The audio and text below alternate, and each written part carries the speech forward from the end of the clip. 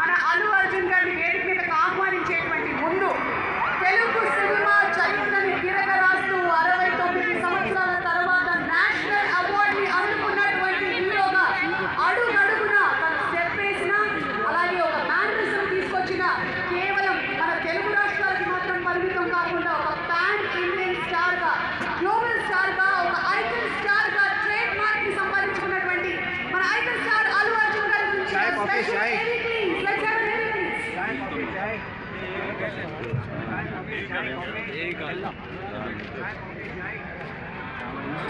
అల్లు అర్జున్ చైతన్యానికి మరో పేరు, ఉత్సాహానికి ఇంకో చిరునామా.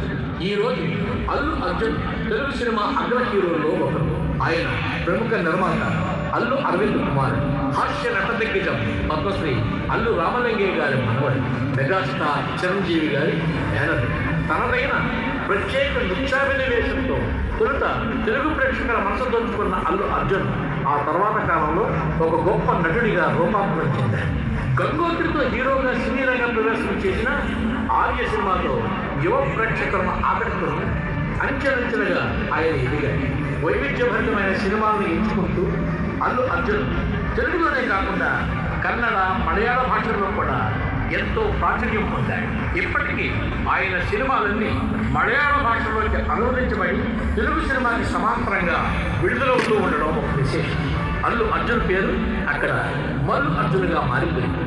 ఇక ఇప్పుడు అత్యధిక వసూళ్లు సాధించి భారీ విజయాన్ని కైవసం చేసుకున్న పాన్ ఇండియా మూవీ పుష్పతో ఆయన ఒక నేషనల్ స్టార్గా ఇది అన్ని భారతీయ భాషల్లోనూ అశేష ప్రేక్షకుల హృదయాలను విశేషంగా తెచ్చుకున్న సంగతి ఇక్కడ మనం ఖచ్చితంగా చెప్పుకొని తీరాలి. పుష్ప అంటే ఫ్లవర్ అనుకుంటువా? ఫైర్.